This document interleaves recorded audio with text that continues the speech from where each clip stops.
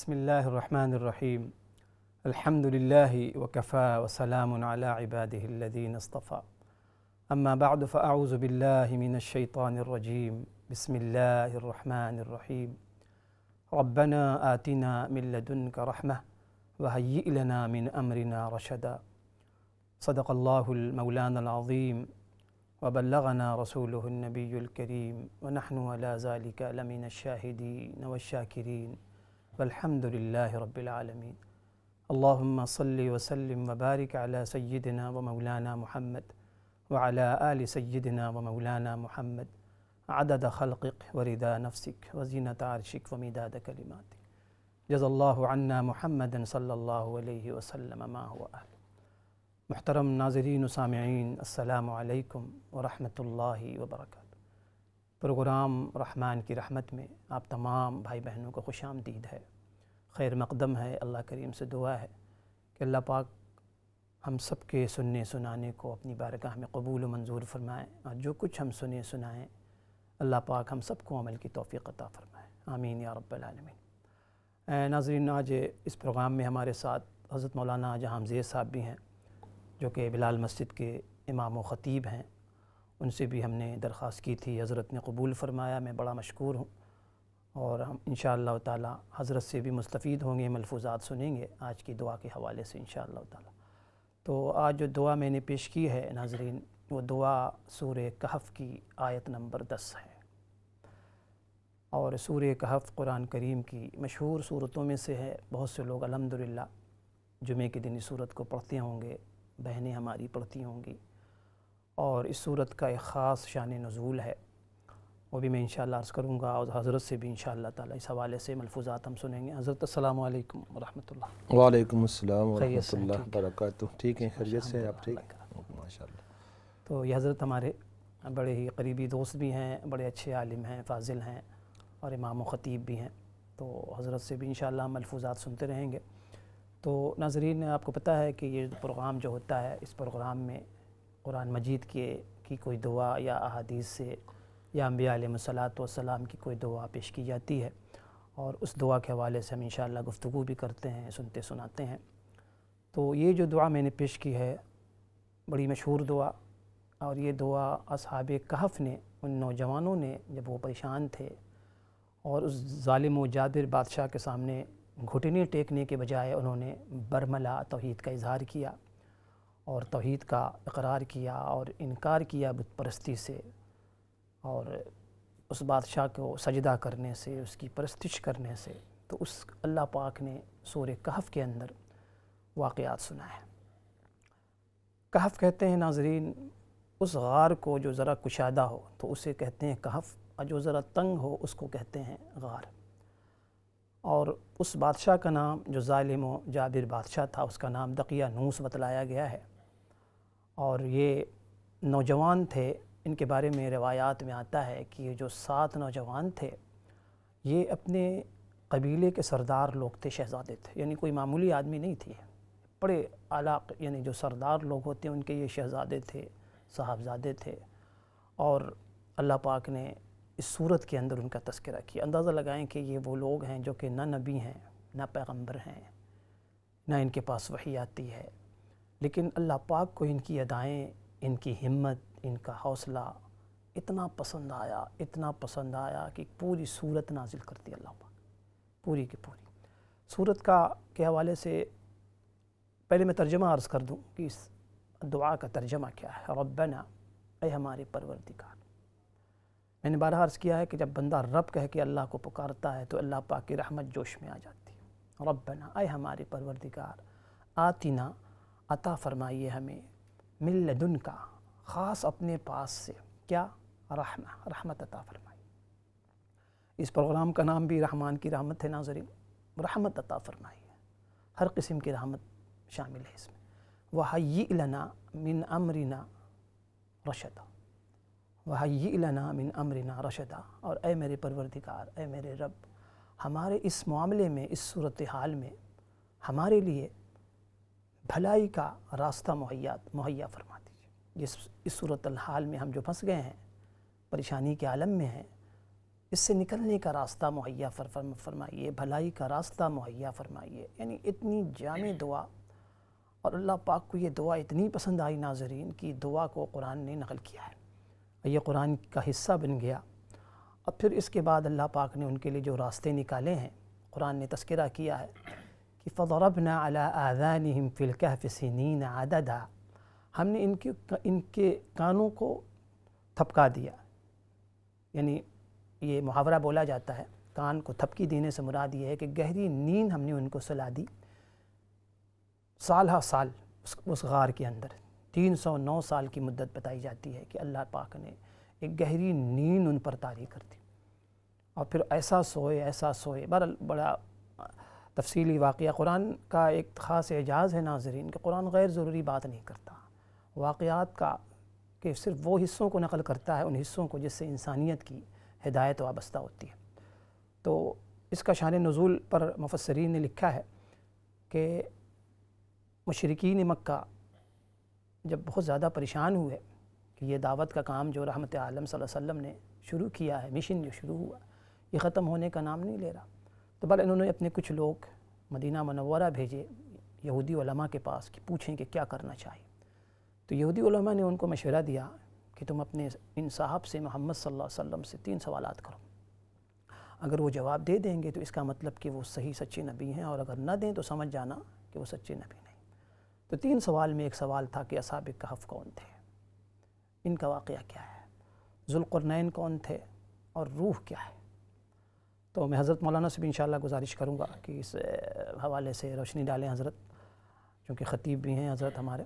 تو حضرت اصحاب کہف کے حوالے سے ہم تذکرہ کر رہے ہیں کہ اصحاب کہف کا واقعہ قرآن نے بھی بڑے تفصیل سے سنایا ہے. تو اس کے اندر جو مرکزی جو بات ہے، جو اللہ تعالیٰ اصل میں جو ہمیں انسانوں کو جس بات کی طرف متوجہ کرنا چاہتے ہیں، تو اس حوالے سے کچھ ہمارے ناظرین کو ضرور بتائیں. بسم اللہ الرحمن الرحیم. جیسا کہ آپ نے سورہ کاف کا پس منظر اور اس کا شان نزول بیان کیا ہے، جو اس کی فضیلت حدیث میں آتی ہے کہ جو آدمی جمعے کے دن اس کی تلاوت کرتا ہے کسی بھی ٹائم، صبح کو، شام کو، دوپہر کو، لیکن افضل یہ ہے کہ فجر کی نماز کے بعد اس کی تلاوت کی جائے، اور بہتر یہ ہے کہ محض تلاوت نہ بچ کے اس کے مفہوم کو بھی سمجھ جانے کی کوشش کی جائے کہ اس سورہ کاف میں واقعات کیا بیان ہوئے ہیں، ہم سے مطالبہ کیا ہے، اور اس سے ہمارے لیے سبق کیا ہے. جیسے کہ آپ نے ابھی فرمایا کہ اس کا جو پس منظر یا شان نزول ہے وہ یہی بیان کیا کہ مشرکین مکہ نے آپ صلی اللہ علیہ وسلم کی صداقت کو جاننے کے لیے 3 سوالات کیے، یہود کے پاس بھیجا، اور یہ تینوں جو سوالات ہیں یہ یہود اور نصارہ کی تاریخ سے متعلق تھے. پہلا سوال کہ اصحاب کہف کون تھے، دوسرا سوال کہ ذوالقرنین کا قصہ کیا ہے، اور تیسرے سوال کے بارے میں 2 روایات ہیں. ایک میں آتے ہیں قصہ خضر اور حضرت موسیٰ کیا ہے، اور ایک میں ہے روح کے بارے میں. بہرحال یہ سوالات چونکہ ان کی شرارت کی طور پر تھے اور ان کی ایک سازش تھی، اگر اللہ تبارک و تعالیٰ نے ان کا نہ صرف جواب دیا بلکہ اللہ تعالیٰ نے ان جوابوں میں مشرکین مکہ کے حالات کو ان پر منطبق کر دیا. کہ اصحاب کہف کون تھے، اس کا جواب قرآن نے تفصیل سے دے دیا، اور فرمایا کہ اس قصے میں، ان نوجوانوں کے قصے میں جنہوں نے جو موحد تھے، جیسا کہ فرمایا کہ یہ اپنے شہزادے تھے، بڑے لوگ تھے، سرداروں کے بیٹے تھے، تو شرک اور بت پرستی سے بچنے کے لیے توحید پر یہ قائم تھے، تو اپنے دین کو بچانے کے لیے انہوں نے بادشاہ کی اذیت سے نکل کر اس غار کا رخ کیا جہاں اللہ نے ان کی مدد فرمائی. تو اللہ تبارک و تعالیٰ نے اس قصے میں، اس واقعہ میں، اس نوجوانوں کے اس قصے میں ہمیں یہ بتایا، اور خاص کر مشرکین مکہ کے پوچھنے پر ان کو یہ جواب دیا کہ جس طرح تم آج نبی صلی اللہ علیہ وسلم کے ساتھ کر رہے ہو، تو بیان اسی طرح ان نوجوانوں کے ساتھ بھی ان کی قوم اور ان کے لوگ کر رہے تھے. تو نہ صرف جواب دیا بلکہ ان حالات کو، اس واقعے کو مشرکین مکہ پر چسپاں کر دیا بالکل کہ تمہارا بھی رویہ یہی تھا، لیکن بالآخر اللہ تعالیٰ نے توحید والوں کو، ایمان والوں کو اللہ نے بچا لیا اور ان کی حفاظت فرمائی۔ تو اس لیے اس میں ایک واقعہ ہمارے لیے یہ ہے کہ جب بھی حالات کیسے بھی ہوں، مشکل ہوں، لیکن اپنے دین کی حفاظت، توحید کی حفاظت، کیونکہ توحید بنیاد ہے تمام نبیوں کی مشترکہ دعوت ہے، تو اس کو کیسے بچانا ہے؟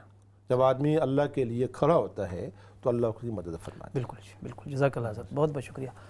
ناظرین، حضرت مولانا نے بڑی اچھی بات ارشاد فرمائی کہ دیکھیں نا، قرآن مجید جب کوئی واقعہ بیان کرتا ہے، کوئی واقعہ سناتا ہے انبیاء علیہ الصلوۃ والسلام کے حوالے سے یا کوئی بھی، تو ظاہر ہے کہ اس کے پیچھے ایک بڑا مقصد ہوتا ہے۔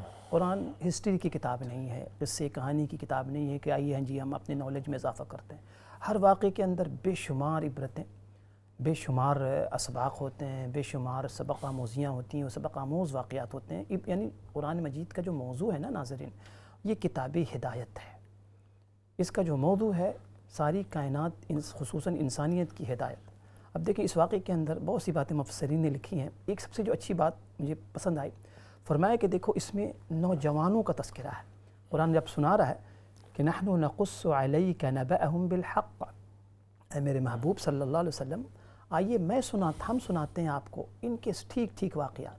انہم فتیۃ آمنوا بربہم وزدناہم ہدی، یہ وہ لوگ تھے، یہ وہ نوجوان تھے۔ اب دیکھیں نوجوان کا لفظ اللہ پاک نے تذکرہ کیا، بتایا یہ جا رہا ہے کہ جوانی کی جو عمر ہوتی ہے نا، اپنی ظاہر و باطن کی اصلاح کے لیے بہترین پیریڈ ہوتا ہے جوانی کا۔ اور شاعر نے کہا ہے نا کہ وقت پیری می شود گرگ، کہتے ہیں کہ توبہ کردن شیوائے پیغمبری، کہ توبہ جو کرنا، توبہ تو ہر عمر میں، جس عمر میں بھی ہو، یقیناً قابل مبارکباد ہے وہ شخص جو توبہ کرتا ہے، لیکن وقت پیری، جب آدمی بوڑھا ہو جاتا ہے تو اس وقت کہتے ہیں کہ جو بوڑھا بھیڑیا جو ہے نا وہ بھی بزرگ بن جاتا ہے، لیکن اصل جو وقت ہوتا ہے، پیریڈ ہوتا ہے توبہ کرنے کا، وہ اللہ پاک کو جوانی کی عمر بہت پسند ہے۔ کیونکہ جوانی کی عمر میں ساری صلاحیتیں اپنے شباب پر ہوتی ہیں، انسان اپنی اصلاح کرائے، اپنا تزکیہ کرائے، علم حاصل کرے، یہ عمر ہوتی ہے۔ کیونکہ بڑھاپے میں تو ساری چیزیں اسٹیبلش ہو جاتی ہیں، بڑھاپے میں آپ کسی کا عقیدہ بدلنا چاہیں نہیں بدل سکتے۔ نمبر ایک، یہاں بتایا کہ جوانی کی عمر، اسی طرح حدیث میں فرمایا کہ 7 قسم کے لوگ عرش کے سائے میں ہوں گے۔ فرمایا کہ ان میں وَشَابٌ نَشَأَ فِي عِبَادَةِ اللَّهِ، وہ نوجوان اللہ کو بہت پسند ہے، اللہ پاک عرش کا سایہ عطا فرمائیں گے۔ کون؟ جو اپنی جوانی کو اللہ کی عبادت میں گزارتا، جوانی اللہ کی عبادت میں گزارتا۔ نمبر 2، یہاں یہ بتلایا کہ توحید جو ہے نا، یہ سارے عقیدوں کی جڑ ہے، سارے اعمال کا دار و مدار، بلکہ عقیدوں کے اندر بھی سب سے بڑا عقیدہ توحید ہے۔ اب ظاہر کہ جب امتحان بڑا ہوتا ہے تو انعام بھی بڑا ہوا کرتا ہے۔ ان کا امتحان بڑا تھا۔ ان نوجوانوں کو جب بادشاہ نے دھمکی دیا، تھریٹ کیا، تمہیں ہم جان بخشتے ہیں، تم نوجوان لوگ، فوراً ہم تمہیں قتل نہیں کریں گے، تمہیں سوچنے کا موقع ہم دیتے ہیں، جب اچھی طرح سوچ لو، اگر تم اپنے دین پر واپس آ جاتے ہو تو ہم جان بخش دیں گے، ورنہ ہم تمہیں قتل کر دیں گے۔ اب دیکھیں کہ یہاں جان کی بازی ہے، جان کو خطرہ لاحق ہے، لیکن اس موقع پر بھی ان نوجوانوں نے دستبرداری کا مظاہرہ نہیں کیا، بلکہ صبر، استقامت کا مظاہرہ کیا کہ نہیں، جان چلی جائے چلی جائے۔ ربنا رب السماوات والارض، ہمارا رب تو اللہ ہے جو آسمانوں کا رب ہے، زمین کا رب ہے۔ انہوں نے کوئی کمپرومائز نہیں کیا۔ اب پھر جب دیکھیں، ظاہر ہے کہ دعا کا ایک اپنا دائرہ ہے، ایک انسان صرف دعا کرے، تدبیر نہ کرے، اپنے حصے کا کام نہ کرے، تو ظاہر ہے کہ دعا اتنی مؤثر نہیں ہوگی۔ دعا کا اپنا ایک دائرہ ہے۔ پہلا قدم بندی کی طرف سے، انہوں نے پہلا قدم اٹھایا۔ واقعہ لکھا ہے کہ جب چونکہ بت پرست قوم تھی، سارے لوگ جمع ہوئے اس میلے کے اندر، تو اس میں وہ سجدے بھی کرتے تھے، ان کے حصہ تھا روایت کا۔ تو انہوں نے، ان نوجوانوں نے اپنی عقل سے سمجھا، غور و فکر کیا کہ یہ تو اچھی بات نہیں ہے، کسی کو سجدہ کرنا، کسی مخلوق کو خالق ماننا، خدا ماننا، معبود ماننا۔ تو بہرحال یہ لوگ الگ ہو گئے وہاں سے، ایک ایک کر کے سارے تھوڑی دور جا کے کسی درخت کے کنارے بیٹھے، اور پھر سارے خاموش، چونکہ ڈر رہے تھے کہیں کوئی مخبری نہ کرتے، کیونکہ بادشاہ بڑا ظالم تھا۔ بادشاہ جس کا نام دقیانوس بتایا جاتا ہے، وہ مار دیتا تھا جو اس کی پرستش نہ کرے۔ تو کہتے ہیں کافی دیر بیٹھنے کے بعد ان میں سے ایک شخص نے کہا کہ بھائی ہم لوگ یہاں بیٹھے ہوئے ہیں لیکن پتہ نہیں چل رہا کہ ہمارا مقصد کیا ہے۔ بہرحال ہوتے ہوتے بات پتہ چلا، معلوم ہوئی یہ بات کہ سب ایک ہی فکر کے ساتھ آئے ہیں کہ یہ بت پرستی کرنا نہیں چاہتے۔ تو بات اس طریقے سے پھر یہ لوگ کہیں کنارے چلے گئے، لیکن شدہ بات بادشاہ تک پہنچی کہ نوجوان کچھ ایسے ہیں جو سجدہ کرنا نہیں چاہتے، بت پرستی کرنا نہیں چاہتے۔ تو بادشاہ نے بلوایا۔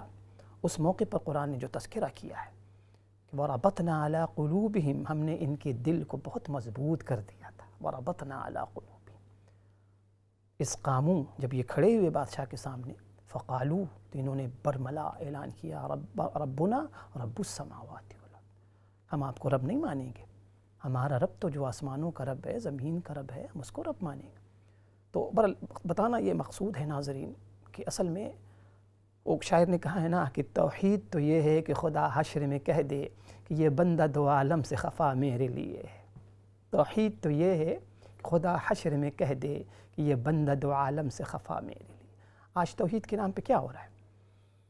آج سارے مسلمان اپنے آپ کو موحد کہتے ہیں، سارے کے سارے دنیا میں، لیکن آج دیکھیں اقرار ہم توحید کا کرتے ہیں اور کتنی ہم نے سرکاریں بنا رکھی ہیں، ملنگا سرکار، نوری سرکار، وہ سرکار، یہ سرکار، کرنٹ سرکار، سگریٹ سرکار، دھواں سرکار، اتنی سرکاریں ہمارے ملکوں میں کہ اصل تو جو سرکار ہے بیچاری وہ تو معطل ہو کے رہ گئی۔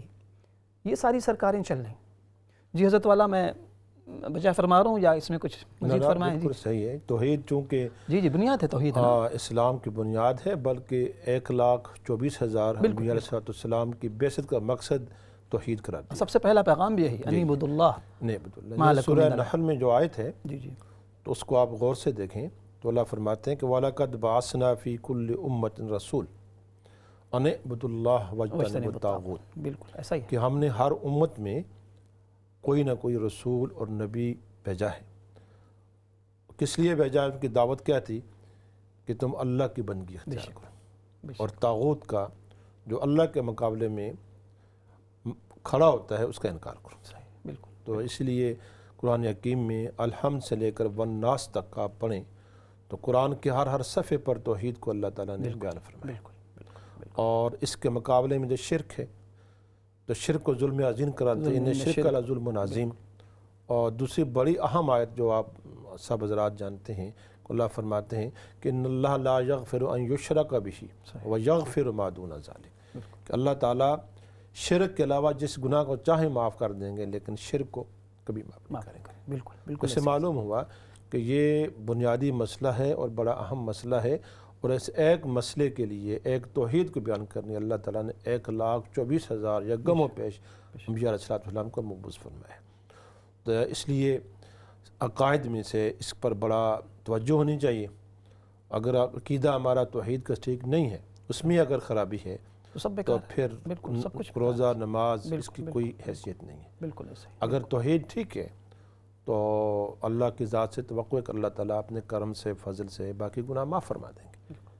اگر توحید نہیں ٹھیک تو پھر باقی اعمال اللہ کے ہاں کوئی وزن نہیں۔ تو اللہ تعالیٰ سے دعا کرنی چاہیے کہ اللہ تعالیٰ ہم سب مسلمانوں کو شرک سے محفوظ رکھے اور توحید پر ہمارا سب کا خاتمہ فرمائے۔ بالکل صحیح، بالکل بالکل حضرت، جزاکم اللہ۔ ناظرین اس میں یہ وضاحت بھی بہت ضروری ہے کہ دیکھیں توحید یقیناً بنیادی حیثیت ہے۔ بنی الاسلام علی خمسہ آپ پڑھتے ہیں، اسلام کی بنیاد 5 چیزوں پر ہے۔ شہادت اللہ الہ سب سے پہلا پلر، ستون توحید، اس کے بعد نماز ہے، زکوٰۃ ہے، روزہ حج ہے۔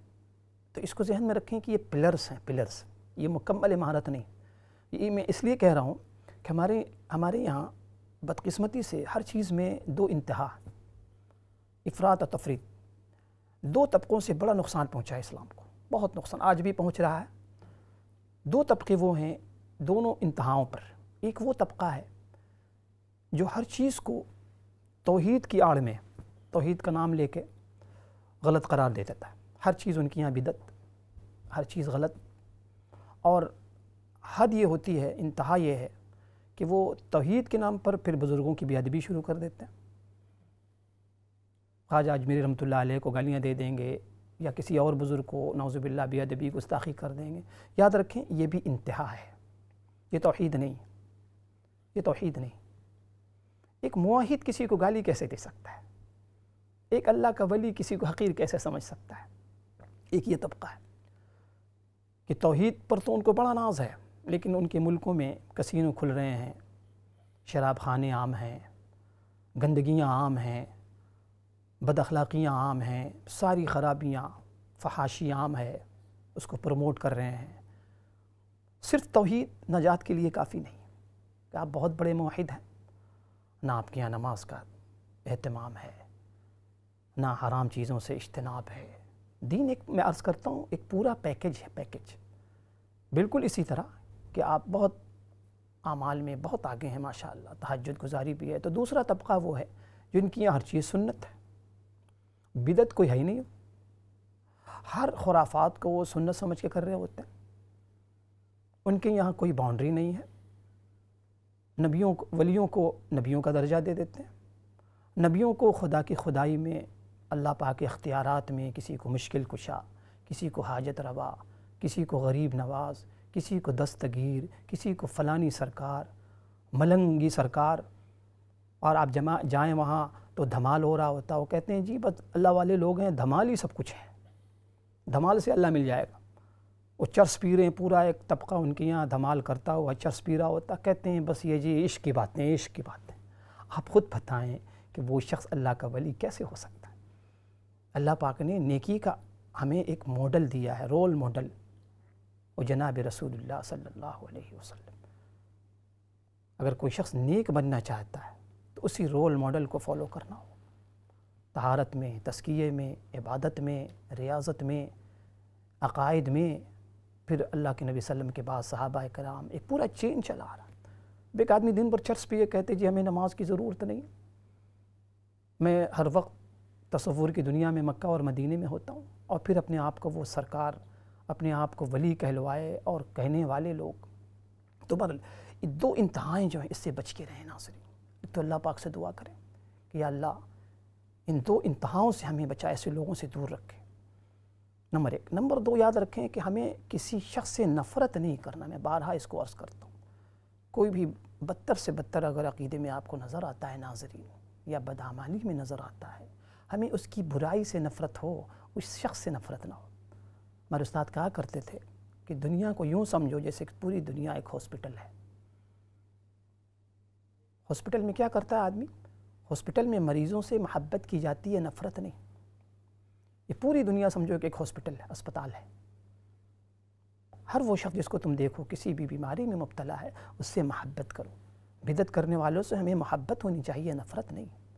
بلکہ شرک کرنے والوں سے، شرک سے نفرت ہو، مشرک سے نہیں. کفر سے نفرت ہو، کافر سے نہیں. ہوتا یہ ہے کہ ہم لوگ جب جائزہ لیتے ہیں، تبصرہ کرتے ہیں نا، تو بجائے برائی کو فوکس کرنے کے برے لوگوں کو فوکس کرتے ہیں. جب آپ بروں کو فوکس کریں گے، ٹارگٹ بنائیں گے، تو اس کی اصلاح نہیں ہو پائے گی.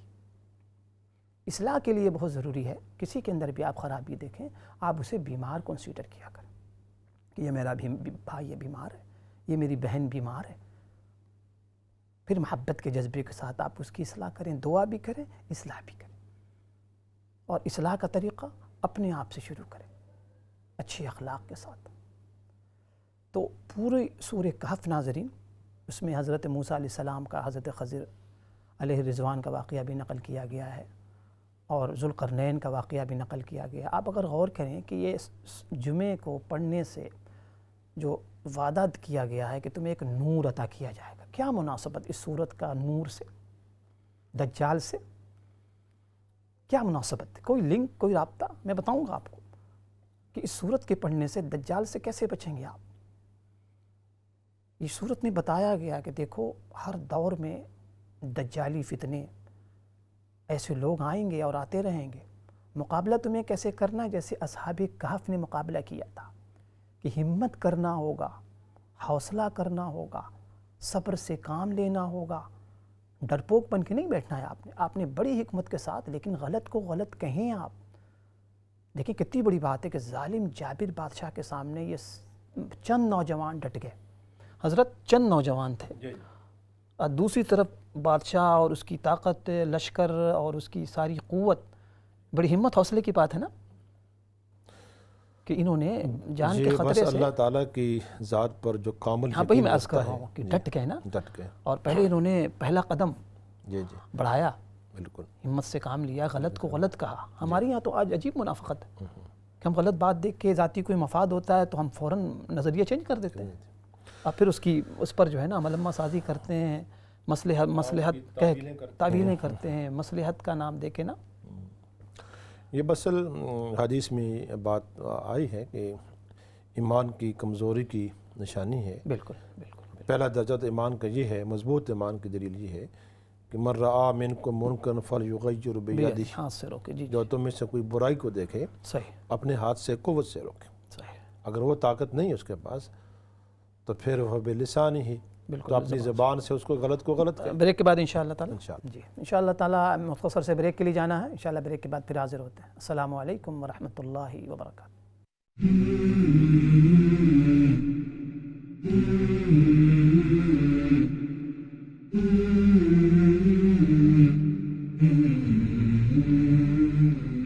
بسم اللہ الرحمن الرحیم. ربنا آتنا من لدنک رحمہ وہیئ لنا من امرنا رشدا. صدق اللہ العظیم. محترم ناظرین، السلام علیکم ورحمۃ اللہ وبرکاتہ. پروگرام رحمان کی رحمت میں آپ تمام دیکھنے والوں کو، سننے والوں کو خوش آمدید ہے. اللہ کریم سے دعا ہے اللہ پاک ہم سب کے سننے سنانے کو اپنی بارگاہ میں قبول منظور فرمائے، اور جتنے لوگ سن رہے ہیں اللہ سب کو قبولیت عطا فرمائے. اللہ سب کو صحت و سلامتی، عافیت والی زندگی، اپنی محبت والی زندگی، ایمان والی زندگی، اور ہم سب کو اللہ کریم ایمان والی موت عطا فرمائے، اور ہر قسم کے وائرس سے، سانحات سے، حادثات سے، ہر قسم کی شرور سے، فتن سے اللہ آپ سب کی، پوری امت کی حفاظت فرمائے. آمین یا رب العالمین.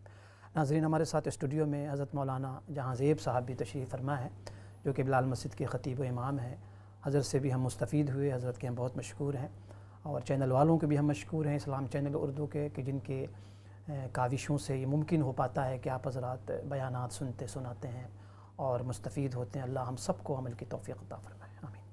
ناظرین، آج جو دعا میں نے پیش کی تھی وہ دعا اصحاب کہف کی دعا تھی، کہ جب وہ ان کا واسطہ ایسے بادشاہ سے پیش آتا ہے جو بادشاہ بڑا ظالم و جابر تھا، تو اس موقع پر انہوں نے کشمکش کی حالت میں اللہ پاک سے دعا کی. دعا دیکھیں، ربنا آتنا من لدنک رحمہ، میرے پروردگار، اے میرے رب، ہمیں خاص اپنے پاس سے رحمت عطا فرما. رحمت میں ہر قسم کی رحمت، ظاہری باطنی. یہ رحمت ہی تو ہے جو ہم آپ سے بات کر رہے ہیں، آپ سن رہے ہیں، یہ رحمت ہے اللہ پاک کی. ہر لمحے، ہر لحظہ اللہ کی رحمت سے ہم مستفید ہو رہے ہیں. اگلا جملہ دعا کا، وَهَيِّئْ لَنَا مِنْ أَمْرِنَا رَشَدًا، اے میرے پروردگار، اس صورتحال میں ہمارے لیے بھلائی کا کوئی راستہ مہیا فرما، خیر کا راستہ ہمیں عطا فرما، تاکہ اس مشکل سے ہم نکل جائیں. تو اللہ پاک نے نہ صرف یہ کہ دعا قبول فرمائی، بلکہ اللہ پاک نے ان کے لیے ایسے راستے مہیا فرمائے، بھلائی کے ایسے راستے نکالے کہ جو قیامت تک کے انسانوں کے لیے اللہ پاک نے اس واقعے کو عبرت بنا دیا اور قرآن کا حصہ بنا دیا. ان کی دعاؤں کو بھی اللہ پاک نے بیان ہی نقل فرمایا. تو یہ بتایا اس صورت کے اندر، اس دعا کے اندر ناظرین، کہ جب بندہ کوئی مشکل میں ہو، پریشانی کے عالم میں ہو، دعا بتانے کا مقصد کیا ہے؟ یہ دعائیں جتنی قرآن میں بتائی گئی ہیں، یہ دراصل سرکاری مضمون ہیں. دعا کے الفاظ بھی بتائے گئے ہیں اللہ پاک کی طرف سے، کہ جب کسی مشکل میں ہو، مصیبت میں ہو، تو اللہ سے یوں دعا کیا کرو راستے نکلنے کے لیے. اچھا، ہمارے ساتھ کالر بھی ہیں ناظرین. پہلی کال ہے، ہم کالر کو لیتے ہیں، بات کرتے ہیں. جی السلام علیکم ورحمۃ اللہ. کالر. جی السلام علیکم. جی وعلیکم السلام ورحمۃ اللہ. جی، آپ کا پروگرام بہت اچھا ہوتا ہے. بہت شکریہ. میں ہمیشہ آپ کا پروگرام سنتی ہوں. بہت شکریہ. میرے دو سوال ہیں آپ سے. ایک تو یہ ہے کہ ہماری پراپرٹی کے کچھ مسائل ہیں تو جو حل نہیں ہو رہے. ہم نے اپنی جگہ اپنی سسٹر کو دی تھی رہنے کے لیے، اس میں سے آدھا حصہ ہم نے اس کو دے دیا، اور جو آدھا ہمارا ہے وہ بھی اس کے بچے جو ہمیں بیچنے نہیں دیتے. تو اس کے لیے اگر ہو سکے تو کوئی بتائیں آپ پڑھنے کے لیے. اور دوسرا سوال میرا یہ ہے کہ میری چھوٹی پوتی ہے، وہ ذرا کھانے میں ضد کرتی ہے. جی پوتی کیا کرتی ہے؟ وہ کھانا نہیں اچھی طرح نہیں کھاتی. اچھا تو اس کھانا. میں ذرا ضد. اچھا اچھا سوری پہلا سوال کیا تھا پراپرٹی کا آپ کا؟ جی وہ سسٹر کو دیا تھا رہنے کے لیے گھر اچھا. پاکستان میں. تو وہ اس کو کہا کہ آدھا اس میں سے تم اپنے لیے لے لو اور جو آدھا ہمارا ہے وہ ہمیں بیچنے دو. لیکن وہ اس کے بچے جو ہیں وہ ہمیں بیچنے نہیں دیتے. اچھا اچھا اچھا. حالانکہ وہ ساری پراپرٹی میرے میاں کی ہے لیکن ہم نے مطلب رحم کر کے کہ اس کے پاس گھر نہیں ہے اس کو دیا آدھا اس کو کہ تم اپنا گھر بنا لو. لیکن نہ وہ بیچنے نہیں دیتے. کوئی تقریباً 40 سال سے وہ وہاں رہ لیے 40 ایئر سے. جی جی. اور اب ہم چاہتے ہیں کہ ہم بیچ دیں لیکن وہ ہمیں نہیں بیچنے دیتے. تو اس کے لیے کوئی بتائیں کہ اللہ تعالیٰ ان کے دل میں رحم ڈال دے. ٹھیک ہے میں عرض کرتا ہوں. بہت شکریہ جی, بہت شکریہ آپ کا. اچھا پہلا سوال میری بہن آپ نے یہ پوچھا کہ آپ کی کوئی پراپرٹی ہے, گھر ہے جس میں آپ کی سسٹر رہ رہی ہیں. اللہ آپ کو بہت جزائے خیر دے. اللہ پاک کو یہ ادائیں بہت پسند ہے, ہمدردی کا جذبہ بہت پسند ہے کہ آپ نے اپنے گھر کو کسی کو رہنے کے لیے دیا, خاص کر کے سسٹر. دیکھیں یہ بھائی بہن ہماری صلہ رحمی کے زیادہ مستحق ہیں. ہم ان پر اگر صدقہ کریں تو ڈبل ثواب ملتا ہے, ایک صلہ رحمی کا, دوسرے صدقے کا زکوٰۃ کا الگ ملتا ہے. تو بہت اچھی بات ہے. لیکن ہاں ان کو بھی چاہیے کہ احسان کا بدلہ احسان ہے, ایسا نہیں کرنا چاہیے. یہ بہت ہی شرمناک بات ہے جو ان کی طرف سے پیش آ رہی ہے. آپ کے لیے تکلیف دہ ہے, یقیناً تکلیف دہ ہے کہ جب اپنے سگے بھائی بہن رشتہ دار اس قسم کی حرکت کرتے ہیں. اس سے نہ صرف یہ کہ وہ اپنا نقصان کرتے ہیں بلکہ دیکھیں نا اس قسم کی باتیں جب معاشرے میں آتی ہیں نا تو لوگ فٹ اپ ہو کے پھر یوں کہہ دیتے ہیں کہ جی میں تو بس ایسا کرنی نہیں. جب ایسا تجربہ تلخ تجربہ ہوتا ہے پھر ان لوگوں کا بھی نقصان ہوتا ہے جو بیچارے مستحق ہیں دوسرے خاندانوں کے اندر نا. اس واقعے کو لوگ بنیاد بنا کے کہتے ہیں نہیں جی میں تو اپنا مکان اپنی چیزیں کسی کو نہیں دوں گا, بھائی بہن قبضے کر لیتے ہیں. تو یہ یقیناً افسوسناک اور اذیت ناک تکلیف دہ یہ صورتحال ہے. ان کو ایسا نہیں کرنا چاہیے. اللہ ان کو جو ہے ہدایت دے. ہم دعائی کر سکتے ہیں. تو اس کے لیے میری بہن یہ ہے کہ آپ جو ہے نا ایک تو 2 رکعت نماز پڑھ کے صلاۃ الحاجت پڑھ کے اللہ پاک سے دعا کریں. اللہ پاک سے دعا کریں کہ اللہ ان کا دل جو ہے نرم کر دیں آپ کے حق میں, اور ان کی طرف سے جو ایسی صورتحال پیش آ رہی ہے وہ نہ آئے. تو اس کے لیے بہترین جو چیز ہے وہ دعا ہے. اس کے علاوہ اللہ پاک کا نام ہے صفاتی نام, یا سبوح, یا قدوس, یا غفور, یا ودود. یہ 100 مرتبہ پڑھ کے آپ دعا کریں اور اس مقصد کو ذہن میں رکھتے ہوئے یہ دعا پڑھیں اور پھر آپ دعا کریں ان الفاظ کو پڑھنے کے بعد, یا سبوح, یا قدوس, یا غفور, یا ودود. ٹھیک ہے, اس کو آپ پڑھیں. اس کے علاوہ آپ جو ہے وہ جو ایک دعا ہے اللہم اکفنی بحلالک عن حرامک واغننی بفضلک عمن سواک, وہ بھی پڑھیں. 2 رکعت نماز صلاۃ الحاجت پڑھ کے دعا ضرور کریں. دوسرا بچے کو آپ نے کہا کہ وہ پوتی آپ کی کھانا نہیں کھاتی, تو اس میں دیکھیں اس میں 2 چیزیں ہیں. ایک تو یہ کہ آپ کے جو جی پی ہیں ان سے ضرور کانٹیکٹ کریں. یعنی دیکھیں دعا اور دوا دونوں ساتھ ساتھ دونوں کا کمبینیشن ہونا چاہیے. دعا اپنی جگہ ضرور آپ استعمال دعا آپ کریں اللہ پاک سے, لیکن اللہ پاک ہی کا یہ حکم ہے کہ دنیا دارالاسباب ہے. ہر چیز سے متعلق جو میٹیریلز وائز جو سسٹم دنیا میں بنا ہوا ہے, ڈاکٹر کو دکھائیں, وہ دوا دیں گے بھوک لگنے کی, اور کوشش کریں تھوڑا تھوڑا. اصل میں ہم نے بچوں کو مسئلہ یہ ہوا ہے کہ ہم نے جنک فوڈ کا عادی بنا دیا ہے, فاسٹ فوڈ کا. اب یہ پیزا اور برگر باہر کی جو چیزیں کھاتے ہیں نا, تو اتنے بہت سے بچے تو ایسے ہیں جو اس کے علاوہ کچھ گھر کی چیزیں کھاتے ہی نہیں. ہم نے ان کو عادی بنایا ہوا ہے چپس کھا کے اور باہر کی چیزیں کھا کے بچے بالکل باہر کے کھانے کے عادی ہو گئے ہیں. تو ہم بڑے پیار سے بڑی حکمت کے ساتھ بچوں کو ہم گھر میں کھانے جو گھر میں بنائیں, گھر کا کھانا کھلائیں. دیکھیں گھر کے کھانے میں بہت فائدے ہیں. ایک تو گھر کی ہماری عورتیں ماشاءاللہ نمازی عورتیں ہوتی ہیں, سبحان اللہ بسم اللہ پڑھنے والی عورتیں ہوتی ہیں, اللہ کے نام سے روٹیاں پکاتی ہیں, بڑی بابرکت. گھر کی روٹی کا یقین کریں کوئی متبادل نہیں, گھر کے سالن کا کوئی متبادل نہیں. یہ انمول چیزیں ہیں گھر کی جو ہمیں ملتی ہیں, گھر کی بنائی ہوئی ہوم میڈ. تو حتی الامکان باہر کی چیزوں اوائڈ کرنا چاہیے. تو ضرور انشاءاللہ بس کہ ایسا کریں آپ 41 مرتبہ بسم اللہ الرحمن الرحیم پڑھ کے بچے پر دم کریں اور پانی میں بسم اللہ پڑھ کے آپ بچے کو پلائیں, انشاءاللہ بہتر ہو جائے گا. اللہ کریم آپ کو بہت جزائے خیر عطا فرمائے. تو حضرت آپ فرما رہے تھے اصحاب کہف کے حوالے سے اور سلسلے میں جو جیسا میں نے آپ کے سامنے عرض کیا تھا کہ یہ 3 واقعات پر یہ صورت مشتمل ہے. اصحاب کہف کون تھے اور قصہ خضر اور موسیٰ علیہ السلام کیا تھا اور ذوالقرنین کون تھا. تو ان تینوں واقعات اور قصوں میں ہمارے لیے بہت بڑے سبق ہیں کہ بعض جیسا کہ آپ نے کہا کہ قرآن حکیم کوئی قصوں کی کتاب نہیں ہے، کسی کتاب نہیں، تو ہر قصے میں کوئی نہ کوئی سبق ہوتا ہے۔ بے شک بے شک۔ تو ان تینوں واقعات میں سبق ہے ہمارے لیے۔ اصحاب کہف کے بارے میں یہ بتا دیا کہ جب مشکل حالات ہوں، دین پر چلنا مشکل ہو، تو آپ ڈٹ جائیں، اللہ کی ذات پر بھروسہ رکھیں اور اللہ سے دعا مانگیں، تو اللہ ہی ہے کہ جو مشکلوں کو آسان فرمانے والا ہے۔ تو انہوں نے اللہ سے دعا مانگی، جو دعا کی بڑی جامع دعا ہے، بڑی جامع دعا، جس میں انہوں نے اپنی بے بسی کا، عاجزی کا اظہار کیا، یا اللہ تو اپنی طرف سے ہمیں خاص اس رحمت رحمت عطا سے فرما، خاص رحمت عطا فرما، اور ہمارے جو معاملہ ہے، جو مشکلات میں آ گئے ہیں، اس کو آسان فرما۔ آسان کر۔ تو اس سے یہ سبق ملتا ہے کہ انسان جو بھی ہے وہ بے بس ہے، ناتواں ہے، اپنی اعمال پر، اپنی قوت پر وہ بھروسہ نہ کرے، بلکہ اللہ تعالیٰ سے دعا مانگے اور اللہ سے عاجزی اختیار کرے کہ اللہ میں عاجز ہوں، کمزور ہوں، بے بس ہوں، تو ہی اپنی رحمت سے ہمارے معاملات کو بہتر فرما، درست فرما۔ تو اللہ کو یہ بات بہت پسند ہے، تو اللہ تعالیٰ رحمت فرماتے ہیں اور ان کی مدد فرماتے ہیں۔ دوسرا جو قصہ تھا حضرت ذوالقرنین کا، اس میں دراصل کفار مکہ کو یہ بات بتائی گئی ہے کہ ایک طرف تم ہو کہ تمہارا پاس تھوڑی سی دولت آ گئی، سرداری آ گئی، تو تم آپس سے باہر آ گئے ہو، اور ایک ہستی ذوالقرنین کی ہے جس کو اللہ تعالیٰ نے مشرق اور مغرب پوری دنیا کا حکمران بنایا ہے، اتنے وسائل سے نوازا ہے، لیکن اس کی حیثیت کیا ہے، اس کا کردار اخلاق کیا ہے کہ وہ قدم قدم پر اللہ کی شکر ادا کرتا ہے اور قدم قدم پر اللہ تعالیٰ کی نعمتوں کو یاد کرتا ہے۔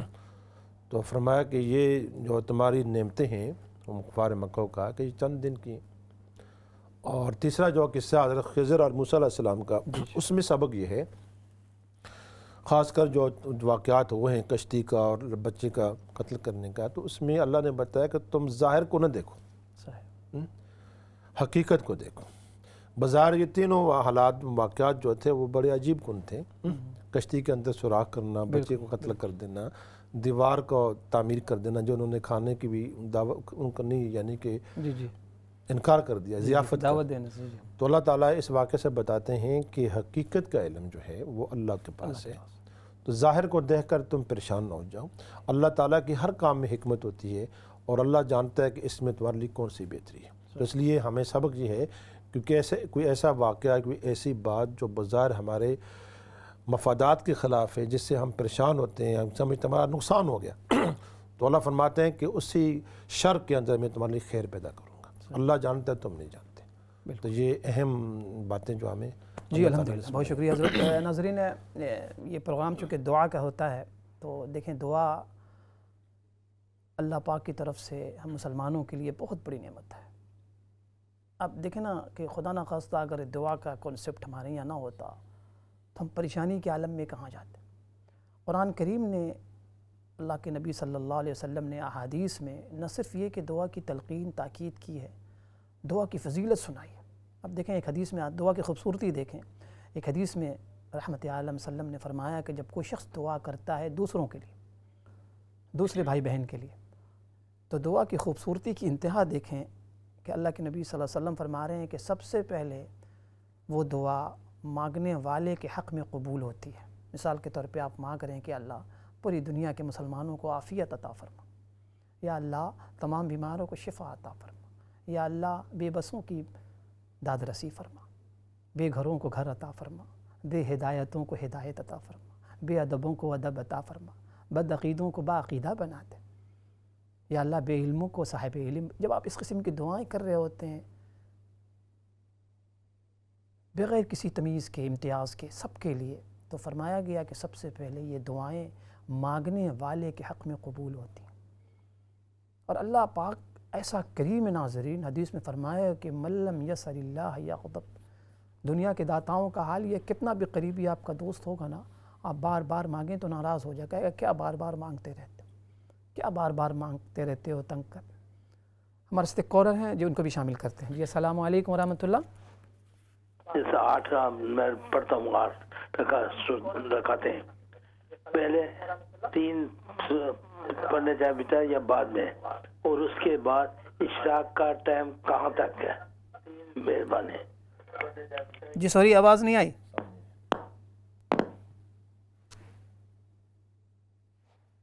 جی نیکسٹ کالر، السلام علیکم. وعلیکم السلام. جی میری بہن. مجھے آپ سے یہ پوچھنا تھا کہ یہ جو نام ہے اللہ پاک کے، یا اللہ ہو یا رحمان ہو یا رحیم ہو، ان کو کس وقت پڑھنا چاہیے؟ ٹھیک ہے، عرض کرتا ہوں. جی بہت بہت شکریہ. آپ کا سوال یہ ہے کہ یا اللہ یا رحمان یا رحیم، اللہ پاک کا اللہ جو ہے ذاتی نام ہے، یا رحمان یا رحیم صفت. دیکھیں کوئی وقت متعین نہیں ہے اس کے لیے. اصل میں دیکھیں ہماری اور آپ کی جو شریعت ہے نا، یہ اتنی کامل و مکمل ہے کہ جس چیز کو اللہ پاک نے متعین کر دیا، یا رحمت عالم صلی اللہ علیہ وسلم نے کوئی سنت طریقہ بتا دیا، اس کے علاوہ کسی چیز کو متعین کرنا، اس کی تعداد کو، اس کے وقت کو، یہ غیر مناسب ہے، مناسب نہیں. مثال کے طور پہ بہت سے اذکار ہوتے ہیں، آیت کریمہ ہے، بعض لوگ کہتے ہیں جی 1.25 لاکھ مرتبہ اور 10 لاکھ مرتبہ اور اتنا 40 ختم کر دو، 50 ختم، 20 ختم، یہ ختم، وہ ختم. جس چیز کی شریعت نے تعیین نہیں کی ہے، یہ ایک بہت بڑا جرم ہے. دیکھیں یہ بھی اللہ کے نبی صلی اللہ علیہ وسلم کے ساتھ گستاخی کا پہلو اس سے نکلتا ہے کہ جس چیز کو اللہ کے نبی صلی اللہ علیہ وسلم نے متعین نہیں کیا، اللہ پاک نے متعین نہیں کیا، یا مسنون کوئی عدد نہیں بتلایا، اس کو مسنون سمجھنا یہ بھی خلاف ادب ہے. اسی طریقے سے جو آپ نے پوچھا یا اللہ یا رحمان، یا آپ چلتے پھرتے اٹھتے بیٹھتے جو بھی وقت آپ کے لیے سوٹ کرتا ہو، جس میں یکسوئی آپ کو نصیب، فجر کے بعد اگر یکسوئی ہے، کنسنٹریٹ کر کے آپ پڑھ سکتی ہیں، تو وہ وقت ڈھونڈیں جو آپ کے لیے زیادہ کنسنٹریٹ والا ہو، جس میں آپ یکسوئی کے ساتھ، دل جمی کے ساتھ پڑھ سکیں. کوئی جس چیز کا شریعت نے وقت متعین، جیسے سورہ کہف کے بارے میں بتلایا کہ جمعے کے دن پڑھنا چاہیے، تو اس کو آپ شب جمعے کو پڑھ لیں، رات میں پڑھ لیں، صبح پڑھ لیں، دوپہر میں پڑھ لیں، جمعے کے بعد پڑھ لیں، تو اس کے لیے متعین ہے. آپ سیٹرڈے سنڈے پڑھیں تب بھی آپ کو اجر ضرور ملے گا، لیکن سنت یہ ہے، بتلایا گیا کہ جمعے کے دن پڑھنا چاہیے. اسی طرح سورہ یاسین شریف ہے، آپ جب بھی پڑھیں آپ کو اجر ملے گا. کوئی آیت پڑھیں آپ، کوئی سورت پڑھیں، تو کوئی خاص وقت متعین نہیں ہے، اور نہ ہمیں کرنا چاہیے. جو چیز کو اللہ پاک نے یا اللہ کے نبی صلی اللہ علیہ وسلم نے متعین نہیں کیا، ہمیں اس کو متعین نہیں کرنا چاہیے. آپ اپنی سہولت دیکھ لیں، جو وقت آپ کو سوٹ کرتا ہو آپ جب بھی پڑھیں دل لگا کے پڑھیں. جو سب سے جو بڑی چیز ہماری یہاں مصیبت یہ ہے نا کہ ہم یا تو عمل کرتے نہیں ہیں، عمل اگر کرتے ہیں تو اعمال کی کوانٹٹی پر تو ہماری نظر ہوتی ہے، کوالٹی پر اکثر ہماری نظر نہیں ہے، بالکل نظر نہیں ہوتی. یعنی جیسے رکعتیں ہیں، اب اس رمضان آئے گا نا، ہماری ساری توجہ 20 کی کاؤنٹنگ پر ہوتی ہے. 1 2 3 4 5 1 2 3 4 20 مکمل ہو گئی، ہم سمجھتے ہیں کہ وی ڈن آور جاب. کوالٹی نماز عشاء ہم نے 17 پڑھنی ہے یا 7 پڑھنی ہے یا 8، ہم نے کبھی غور کیا کہ ہماری نمازوں کی کیفیت کیسی ہے؟ کیا سجدے میں کبھی یہ فیلنگ ہوتی ہے، کیفیت ہوتی ہے کہ اللہ پاک ہمیں دیکھ رہا ہے؟ کیا رکوع میں کبھی یہ خیال آتا ہے؟ کیا قیام میں کبھی یہ خیال آتا ہے؟ ہماری مصیبت یہ ہے کہ ہم بس کوانٹٹی کے پیچھے پڑے ہوتے ہیں. پوری امت کو ہم نے قرآن خوانی میں لگا دیا قرآن پڑھو ثواب کے لیے. بے شک قرآن مجید تلاوت کی بھی کتاب ہے، تلاوت ہی کی نہیں. بے شک تلاوت قرآن ایک مستقل عبادت ہے، لیکن کیا قرآن کریم کا مقصد تلاوت کرنے سے ادا ہو جاتا ہے؟ مقصد پورا ہو جاتا ہے؟ نہیں. پڑھنا بے شک ایک حصہ ہے، بے شک ایک بہت بڑی سعادت ہے، ثواب کا کام، لیکن ہم نے پوری امت کو اس وقت یہ بتایا ہوا ہے کہ تم مت سمجھو، یہ ہمارا کام ہے، تم مت غور فکر کرو، یہ ہمارا کام ہے. چونکہ ہم نے جو دکان چلانی ہوتی ہے، صرف دکان کے چکر میں ہم نہیں چاہتے کہ عوام قرآن کو سمجھیں، قرآن کو پڑھیں، غور فکر کریں، تدبر کریں، تفکر کریں. بے شک قرآن کے اندر وہ مسائل جن کا تعلق مسائل سے ہے وہ علماء سے پوچھیں، علماء سے رجوع کریں، لیکن قرآن مجید کی وہ نصیحت کی باتیں، تفسیر پڑھنا، اس میں غور فکر کرنا ہر شخص کی ذمہ داری. تو کوانٹٹی سے زیادہ ناظرین کوالٹی پر ہمیں توجہ دینی چاہیے. کوانٹٹی بھی ضروری ہے، یقیناً 4 رکعت 4 ہی ہونی چاہیے، لیکن کیا نماز کے اندر خشوع ہے؟ کیا خضوع ہے؟ کیا آداب بجا لاتے ہیں ہم؟ نماز کا جو اصل مقصد ہے تقویٰ، طہارت حاصل ہے، اللہ سے قرب ہمیں ہو رہا ہے، تقرب حاصل ہے. کیا نماز کے ذریعے ہم بے حیائی سے بچ رہے ہیں، برائی سے بچ رہے ہیں؟ ہماری مصیبت یہ ہے کہ ہم بجائے اس کے کہ اپنے اندر، اب کسی نے بہت اچھی بات کہ دیکھو انسان جو ہے نا اپنے اندر ہمیشہ خامی تلاش کرے، دوسروں کے اندر صرف خوبیاں تلاش کرتا رہے. وہ بہادر شاہ ظفر کا بڑا اچھا شعر، بہت اچھا انہوں نے اچھے انداز میں کہ تھے جو ہم اپنے عیبوں سے بے خبر، رہے دیکھتے دوسروں کے عیب و ہنر، پڑی جو اپنے عیبوں پر نظر تو جہاں میں کوئی برا نہ رہا۔ کاش کی اشارہ میں یاد رہے کہ اپنے عیبوں سے ہم بالکل بے خبر، حالانکہ 1,00,000 اگر ہم کاؤنٹ کریں تو لاکھوں کی تعداد میں ہمارے اندر عیب نظر آتے، ہزاروں کی تعداد خامیاں اور کمیاں، لیکن ہمیں کبھی نظر نہیں آتے، ہم بالکل بے خبر اپنے عیبوں سے، ہمیشہ دوسرے کے اندر یہ عیب ہے، دوسرے کے اندر یہ خامی ہے، دوسرے کے اندر یہ خامی ہے۔ تو کہتے ہیں کہ پڑی جو اپنے عیبوں پر نظر، جب ہم اس قابل بنے، اللہ نے ہمیں توفیق دی کہ اپنے عیبوں پر ہم نے نگاہ ڈالی تو جہاں میں کوئی برا نہ رہا، کوئی برا نہ رہا۔ آج ہماری صورتحال بے نہیں ہے، کسی کو کافر، کسی کو مشرک، کسی کو منافق، کسی کو فاسق، کسی کو فاجر، کسی کو گمراہ، کسی کو ضال، کسی کو مضل۔ ہمارے پاس یعنی پوٹری کے اندر بھرے میں لوگوں کو فتوے دینے کے حوالے سے، ذرا سا کسی سے مخالفت ہو جائے، میں نے دیکھیں آج پھر عرض کر رہا ہوں کہ کسی سے بھی آپ کی مخالفت ہو، آپ کو حق ہے، لیکن اس مخالف پارٹی کی بے ادبی کرنے کا آپ کو حق نہیں ہے، اجازت نہیں ہے۔ بے ادبی کسی کی نہ کیجیے، کسی کافر کی بھی بے ادبی نہ کیجیے، کسی مشرک کی بھی بے ادبی نہ کیجیے، کسی مرتد ملحد کی بھی بے ادبی نہ کیجیے۔ ہاں، اس کی ارتداد، اس کے الحاد کی حوصلہ شکنی کیجیے، برائی کی حوصلہ شکنی ضرور کیجیے، بروں کی نہیں۔ اگر بروں کی حوصلہ شکنی ہم کریں گے، برائی کریں گے، تو ان کی اصلاح کون کرے گا؟ کون اصلاح کرے گا؟ حضرت مولانا اسی حوالے سے ہمارے یہاں افراد تفرید بہت ہے، کسی عالم سے اختلاف ہو ہم اس کو کافر بنا کے چھوڑتے ہیں کیونکہ ہمارے مسلک کا وہ نہیں ہوتا۔ تو میں یہ عرض کر رہا ہوں کہ کسی عالم سے اختلاف، دیکھیں امام شافعی رحمۃ اللہ علیہ کو، امام ابو یوسف کو، امام محمد امام ابو حنیفہ سے کتنے اختلافات تھے، بالکل۔ اب دیکھیں وہ ہدایہ آپ پڑھیں، جی جی، لیکن کبھی کسی بھی ادنا درجے کی بے ادبی کا شائبہ باتوں سے یا عمل سے یا ایکشن سے نہیں ملے گا آپ۔ ہمارے یہاں ذرا سے اختلاف کی وجہ سے، اور اختلاف بھی فروعی اختلاف ہے، فروعی اختلاف ہے، لیکن آپ لیکن ان ائمہ کی جو شان تھی وہ یہی تھی کہ فروعی اختلافات کے باوجود ان کا آپس میں احترام تھا، صحیح، بے ادبی نہیں تھی، اور ہر معاملے میں اختلاف ان کا تھا، ہاں اختلاف، لیکن یہ کہ جہاں تک جو رسپیکٹ تھی ایک دوسرے کی، عزت احترام، عزت احترام تھا، ادب تھا، اس کو نہیں چھوڑنا تھی، صحیح، فتوی بازی نہیں تھی، جو آج کے دور کے ہمارے اندر یہ ہو گئی۔ دوسری اہم بات جو میں آپ سے، جو خواتین نے سوال کیا تھا جی جی، وظائف کے بارے میں، جیسے آپ نے بڑا اچھا جواب دیا اس کا کہ اس کے لیے کوئی وقت متعین نہیں ہے، تو اس میں ایک چیز اور کی وضاحت میں کر دوں کہ بعض لوگ سمجھتے ہیں کہ وظائف کے لیے بھی باوضو ہونا ضروری ہے۔ باوضو ہونا اچھی بات ہے، بہتر بات ہے، لیکن شرط نہیں ہے، فرض نہیں ہے، ضروری نہیں ہے۔ تو آپ وضو کے ساتھ ہیں یا بغیر وضو کے ہیں، تو جب بھی آپ کو ٹائم ملتا ہے تو اللہ کا ذکر کریں، بالکل، سبحان اللہ، الحمدللہ، اللہ اکبر، لا الہ الا اللہ، جو بھی آپ کو زبان پر ہے تو پڑھتے رہیں۔ تو کوئی ٹائم متعین نہیں ہے، وقت متعین نہیں ہے، اور اس کے لیے وضو ہونا بھی شرط نہیں ہے۔ بالکل، یہ آپ نے سمجھے کہ وضو ہوگا تو پھر ہم پڑھ بالکل سکتے ہیں۔ صحیح، بالکل تو اس لیے اللہ کا ذکر ہر وقت کریں، حال ہار میں کریں، اور کر سکتے ہیں، صحیح، اور کرنا بھی چاہیے۔ بالکل، بالکل، کیونکہ قرآن حکیم میں اللہ نے بار بار فرمایا کہ اللہ کا ذکر کثرت سے کثرت سے، اذکروا اللہ ذکرا کثیرہ۔ بالکل، بالکل ایسے ہی، بالکل ایسے۔ جزاکم اللہ حضرت۔ ناظرین نے دیکھیں یہ جو موسم چل رہا ہے، سردی کا زمانہ شروع ہو گیا ہے، اور مومن کی شان یہ ہونی چاہیے کہ ہر چیز سے اپنے آخرت کی فائدے کی چیزیں نکالیں، یہ مومن کی شان۔ اب دیکھیں سردیوں میں راتیں لمبی ہیں، بڑے آرام سے آپ فجر کی نماز کی پابندی کر سکتے ہیں۔ میں اس دن غور کر رہا تھا کہ دیکھیں اللہ کے نبی صلی اللہ علیہ وسلم رؤوف الرحیم تھے،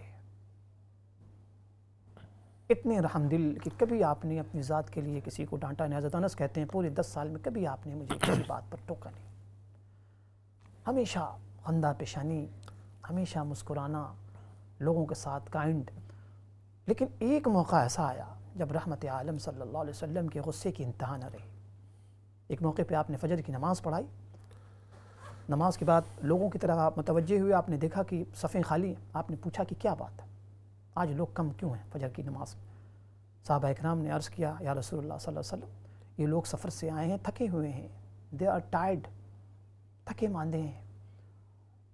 یہ سننا تھا کہ آپ کو جلال آ گئے، چہرہ مبارک سرخ ہو گیا۔ آپ نے فرمایا کہ میرا دل چاہتا ہے کہ میں نوجوانوں کو حکم دوں کہ وہ لکڑیاں جمع کر کے آگ لگائیں اور ایسے لوگوں کے گھروں کو آگ لگا دوں جو فجر نہیں پڑھتے۔ آپ اندازہ لگائیں آج ہم کہاں پہ کھڑے ہیں۔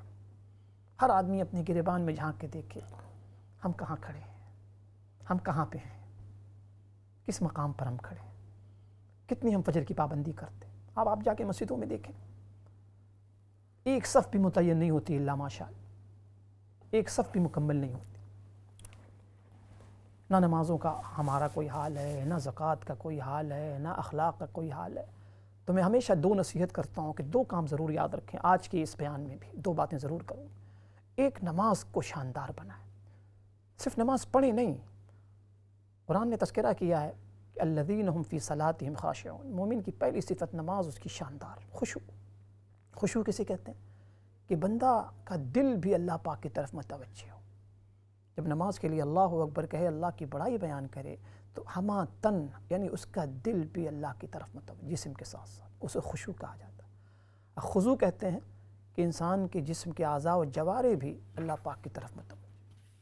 آج دیکھیں ہماری نماز کا کیا حال ہے، نہ سجدہ صحیح، نہ قومہ صحیح، نہ جلسہ صحیح۔ تو اللہ کا واسطہ ہے، ایک تو اپنی نماز کو شاندار بنائے۔ اللہ کی قسم کھا کے میں کہتا ہوں، جتنی شاندار آپ کی نماز ہوگی اتنی ہی اللہ پاک سے آپ کا رشتہ مضبوط ہوگا۔ اللہ پاک سے رشتہ، اور یہ ساری کامیابی کی کنجی ہے ناظرین، ساری کامیابی کی۔ اور دوسرا کام جو ہمیں نے کرنا ہے، اپنی ذات سے کسی کو تکلیف نہ پہنچائے۔ یہ دو اللہ کے نبی صلی اللہ علیہ وسلم کی وصیت بھی تھی کہ الصلاۃ وما ملکت ایمانکم، کہ اپنے ماتحتوں پر ظلم نہ کرنا، ماتحتوں کا خیال رکھنا۔ نماز سے اللہ سے رشتہ مضبوط ہوتا ہے، اور حقوق العباد، دل آزاری سے جب اپنے آپ کو دور، کسی کی دل آزاری، کسی کافر کی بھی نہ کرے، کسی مشرک کی بھی نہ کرے، کسی جانور کی بھی نہ کرے، کسی چوپائے کا بھی دل نہ دکھائیں، کسی کو اپنی ذات سے تکلیف نہ پہنچے دیں۔ اس لیے حدیث میں فرمایا گیا نا کہ المسلم من سلم المسلمون، ایک حدیث میں المسلم من سلم الناس، کہ مسلمان تو وہ ہے کہ جس کی ہاتھ اور زبان سے دوسرے لوگ محفوظ، من لسانی ہی و یدی۔ آئیے آج اس بیان سے جو ہم نتیجہ لے کے جائیں، اس نشست سے اور پروگرام سے جو نتیجہ اخذ کریں، لے کے اٹھیں کہ دو کام ضرور کریں گے۔ اپنی نماز نہیں چھوڑیں گے آج کے بعد۔ نماز چھوڑنے سے اللہ پاک بہت ناراض ہوتے ہیں۔ اللہ کے نبی صلی اللہ علیہ وسلم کو بڑی تکلیف ہوتی ہے کہ میرا فلاں امتی نماز نہیں پڑھتا۔ اور دوسرا کام یہ کریں گے کہ اپنی ذات سے کسی کو تکلیف نہیں پہنچائیں گے، نہ ماں باپ کو، نہ بھائی بہنوں کو، نہ رشتہ داروں کو، نہ پڑوسیوں کو، کسی کو بھی نہیں، کسی مخالف کو بھی نہیں، کسی میرے استاد کہتے تھے کہ دشمنوں سے دشمنی ختم کرو، دشمن کو نہیں ختم کرو۔ یہ ٹارگٹ بناؤ کہ ہمیں دشمنی ختم کرنی ہے، مخالفت ختم کرنی ہے، مخالف کو نہیں، مخالف کے لیے تو دعا کیا کرو۔ تو انشاءاللہ ناظرین، انشاءاللہ پھر اگلے ہفتے ایک نئی دعا کے ساتھ آپ کی خدمت میں حاضری ہوگی۔ اپنا اور اپنے آس پاس کا بہت خیال رکھیے گا۔ السلام علیکم ورحمۃ اللہ وبرکاتہ۔